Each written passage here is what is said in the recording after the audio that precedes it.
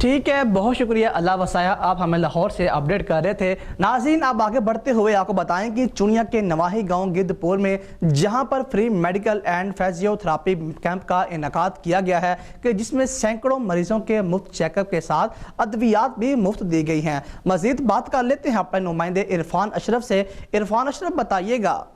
جی بالکل، چنیا کے نواحی گاؤں گدپور میں free medical and physiotherapy camp کا انعقاد کیا گیا۔ سینکڑوں مریضوں کے مفت چیک اپ کے ساتھ ادویات بھی مفت دی گئی۔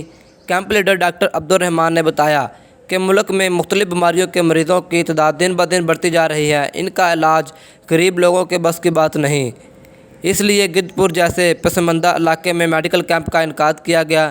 ڈاکٹر گلناز ظہیر، ڈاکٹر رانا زہیب شاہد، ڈاکٹر شہزاد صابر بٹی، ڈاکٹر فضل نور نبی، ڈاکٹر محمد نعیم، ڈاکٹر علی اکبر اور ڈاکٹر محمد رمضان سمیت ماہر ڈاکٹروں نے صبح 9 بجے سے 2 بجے تک مفت چیک اپ کرنے کے ساتھ فری ٹیسٹ بھی کیے اور مریضوں کو ادویات بھی دی گئی۔ انسانیت کی خدمت کے جذبے کا مشن جاری رہے گا۔